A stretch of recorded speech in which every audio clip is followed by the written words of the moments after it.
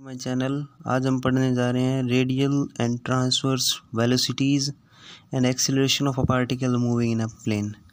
मान लेते हैं कोई पार्टिकल है वो इस कर्व के अलोंग एक्स वाई प्लेन में मूव कर रहा है। एट एनी पॉइंट पी पर हम उसका रेडियस वेक्टर देखते हैं तो वो आर वेक्टर आता है which is equal to r की कैप।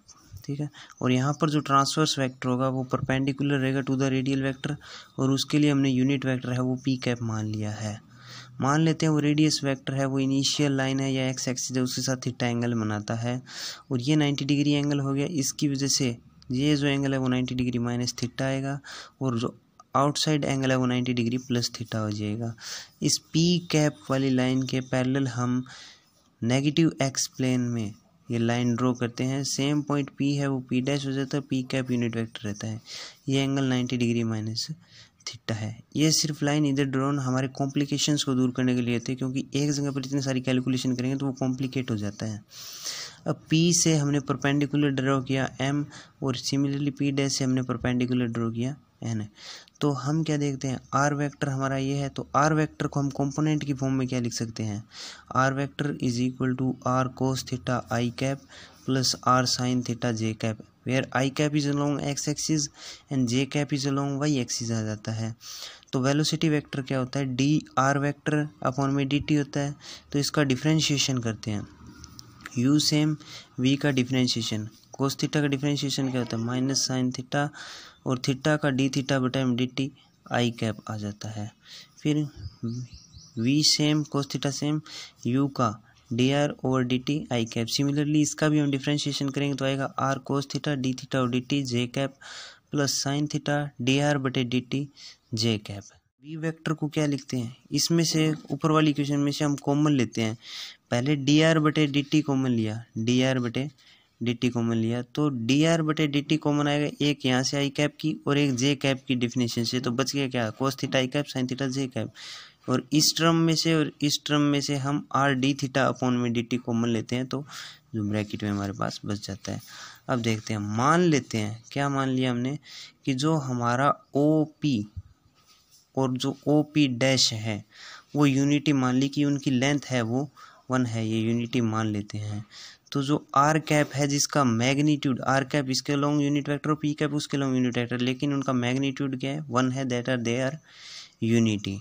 तो हमारा जो आर कैप है वो क्या आएगा, r cap will be equal to cos theta i cap plus sign theta j cap. ये हमारी इक्वेशन नंबर 2 हो गई। सिमिलरली पी कैप क्या आएगा, कोस थीटा एंगल क्या 90 डिग्री माइनस थीटा हो गया, इस डायरेक्शन में अपोजिट क्वाड्रेंट में आ गया इसलिए, और माइनस आई आया है क्योंकि माइनस एक्स की डायरेक्शन में इसलिए, और साइन 90 डिग्री माइनस थीटा। इसे जब सॉल्व करेंगे तो आएगा minus sine theta i cap plus cos theta j cap. इसे इक्वेशन नंबर 3 मान लेते हैं।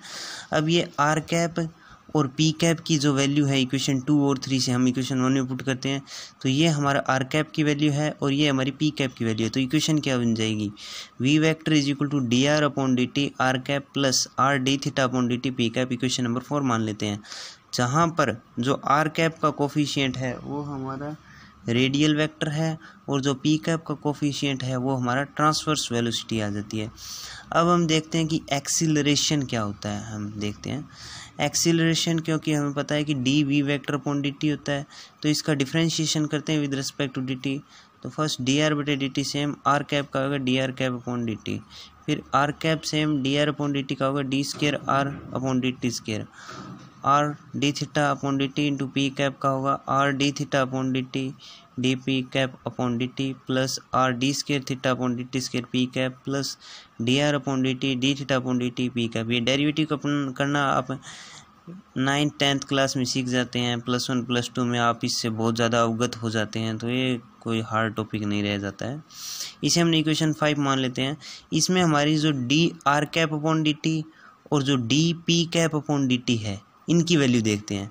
तो आर कैप की और पी कैप की वैल्यू हमारे पास है, इनका डिफ्रेंशिएशन करेंगे तो हमारे पास डी आर कैप और डी पी कैप की वैल्यूज़ ये respectively D theta upon d t p cap, और जो D p cap upon d T है वो minus D theta upon d t r cap, ये वैल्यूज़ आ जाती हैं। अब ये वैल्यू है वो हम इक्वेशन नंबर 5 में अपने ये वैल्यूज़ पुट करते हैं, तो देखते हैं क्या होता है।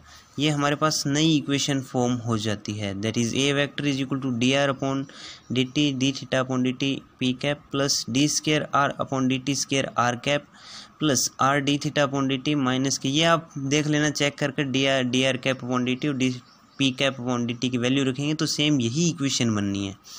अब हम इसमें क्या करते हैं, आर कैप और पी कैप के जो कोफिशिएंट है, नहीं सॉल्व करते हैं पहले इसे, तो ये डी आर बटे अपॉन डी टी ये और ये दोनों टर्म सेम है, एडिशन में इसलिए 2 टाइम हो जाएगी, ये टर्म सेम रहेगी और ये माइनस का साइन है मल्टीप्लाई में आगे आ जाता है और d theta upon d t का होल स्केयर हो जाएगा r cap plus r d square theta upon d t square p cap आ गया। अब हम क्या करते हैं, आर कैप और पी कैप के जो कोफिशिएंट है उनको अलग अलग कर लेते हैं। तो आर कैप का कोफिशिएंट क्या आएगा, d square r upon d t square minus r d theta upon d t whole square r cap का कोफिशिएंट आ गया, और twice of d r upon d theta upon d t plus r d square theta upon d t square p cap का गया। तो जो r cap का जो कोफिशिएंट आया है वो है हमारा रेडियल एक्सीलरेशन, और जो पी कैप का कोफिशिएंट आया है वो है हमारा ट्रांसवर्स एक्सीलरेशन। तो हमने जो रेडियल वेलोसिटी, रेडियल एक्सीलरेशन और transverse velocity and transverse acceleration के बारे में अभी तक अपने फॉर्मूले ड्राइव कर चुके हैं। तो thank you for more videos, please subscribe to my channel.